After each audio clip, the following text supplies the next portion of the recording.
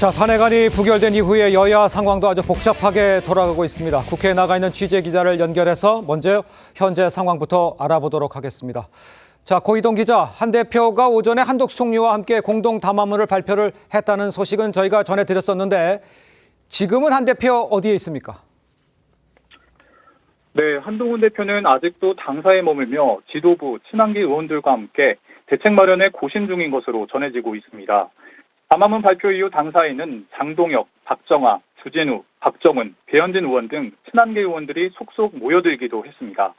앞서 한 대표는 비상계엄 사태로 국민적 불안과 국가적 피해가 돌이킬 수 없을 정도로 막대하다며 한덕수 총리와의 회동을 주 1회 이상 정례화해 국정공백을 막겠다고 했습니다.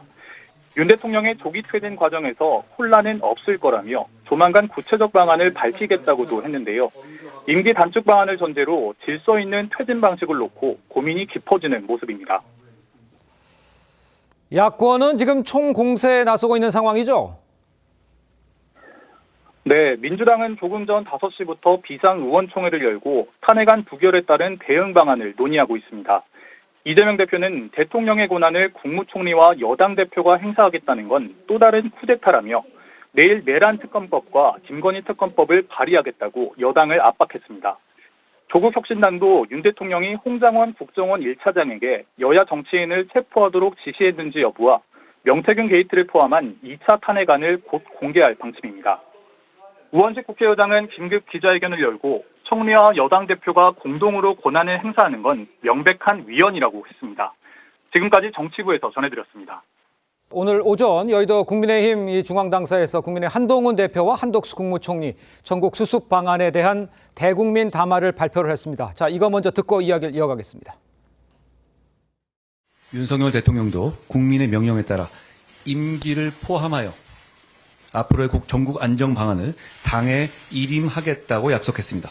그러므로 질서 있는 조기 퇴진 과정에서 혼란은 없을 것이라 생각합니다.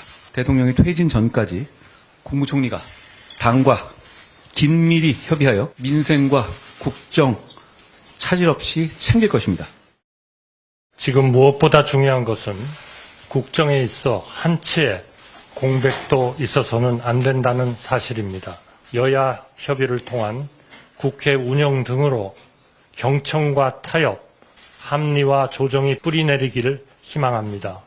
정부가 먼저 몸을 낮추고 협조를 구하겠습니다.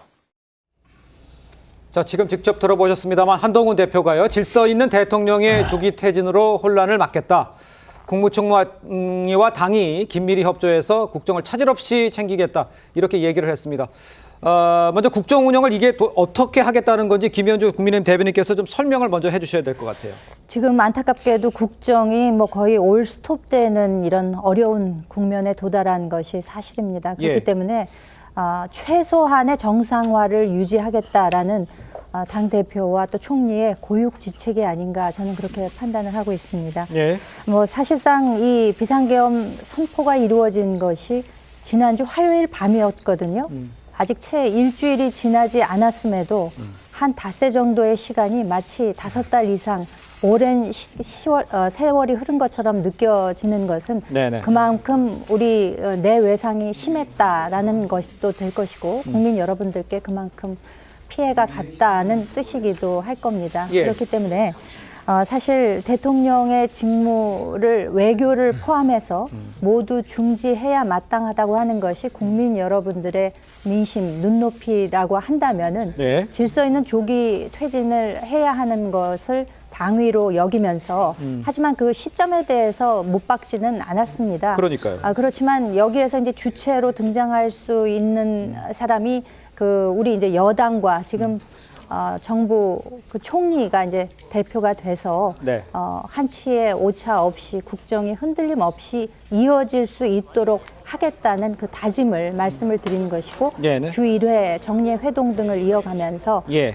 오차 없이 진행해 나가겠다는 그 의지를 국민 여러분들께 말씀드린 것이라고 생각합니다. 알겠습니다. 전체적으로는 무슨 말을 했는지 이해는 가는데 지금 가장 중요한 게 국민 모두가 생각하는 것이 시기가 언제가 되느냐, 언제까지 요게 지금 안 나와 있다는 얘기를 지금 대변인께서도 해주신 것 같아요. 노 교수님께서는 오늘 한 대표와 한 국무총리가 앞으로 운영해 나가는 국정운영 계획 이거를 어떻게 평가를 하세요? 글쎄요, 뭐 어디 봐도 지금 말씀하신 대로 고육지책, 네, 뭐 이렇게는 생각이 됩니다. 네네, 일견 이해는 됩니다. 네, 그런데 여당 대표와 국무총리가 어떤 헌법적 권한을 가졌기에 저렇게 얘기를 하는 거죠? 이해가 안 갑니다. 첫 번째 보면서 우선 그 생각이 들었습니다. 네네, 민주당의 지적이 나와서 그런 얘기가 아니라 처음에서 여당 국무총리는 헌법에 그래도 언급이 돼 있죠. 네. 권한이라든지 이런 것들이 지위라든지. 근데 여당 대표는 헌법에 한마디 말이 없습니다. 근데 한동훈 대표가 저렇게 대통령의 권한을 뭐 제한하고 조기 퇴진을 하고 외교에도 관여하지 않을 것이라는 발표할 권한이 있나요? 지금 비상시국이니까 헌법 같은 게 무슨 상관이야 하면 안 되는 겁니다. 네네. 이렇게 해서 외교를 포함한 국정 운영에 여당 대표가 관여할 수 있는 권한이 전혀 없는 것이고요. 국무총리도 우리 헌법 86조를 보면 대통령을 보좌하는 지위에 있고요. 행정에 관하여 대통령의 명을 받아 예. 행정각부를 통할한다고 이렇게 되어 있습니다. 네. 그러니까 저걸 만약에 저런 내용을 대통령이 발표하고 네. 그 옆에 배석한 한 총리라든지 여당 대표가 그럼 이렇게 해서 권한을 위임받은 사항에 관해서 우리가 논의하겠다. 이렇게 한다면 모르겠습니다. 그러나 저것은 정말 월권이라고밖에 볼 수 없는 것이고요. 예. 윤석열 대통령이 당에 일임한다고 한 것은 그냥 선언적 행위입니다. 그러니까 저는 모르겠습니다. 이런 사안이 처음이기 때문에 예. 어떻게 해야 될지 제가 구체적으로 잘 모르겠습니다.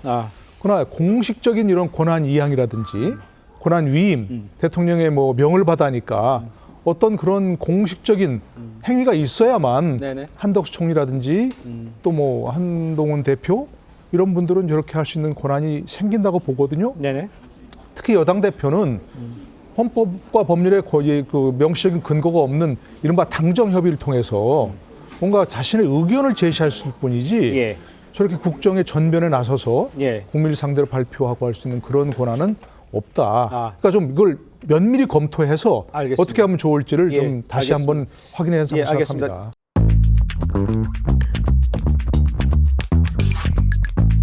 알겠습니다.